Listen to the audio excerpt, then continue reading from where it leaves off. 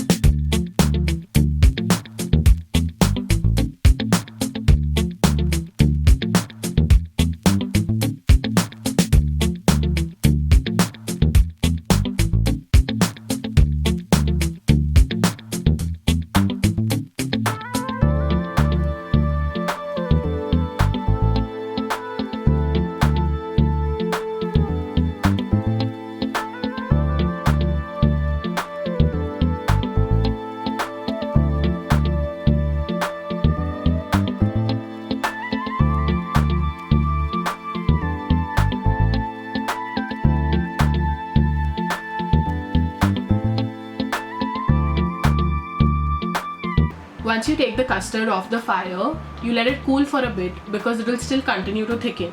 In case you want a little runny consistency, cut down 10 grams of the cornflour.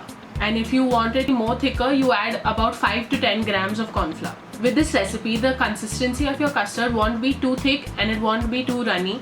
The consistency of this custard comes out perfectly to use it as fillings, which brings me back to our previous video, the donuts. This custard is perfect for filling in those donuts. So if you've not yet tried out the donut recipe, go and check out my previous video and you can use this custard for the filling. If you have any leftover custard, you can definitely put it into a small airtight container or put it into a bowl and cover it with cling wrap and keep it into the fridge. It will stay good. If you do want to store the custard in your fridge, do not put a metal spoon or any sort of metal inside it because it will tend to make your custard a little bit runny. So if you want to maintain the consistency, just cover it with some cling wrap and put it inside. This is my custard after it has been in the fridge for 3 days, and you can see it's still quite thick and it hasn't become runny.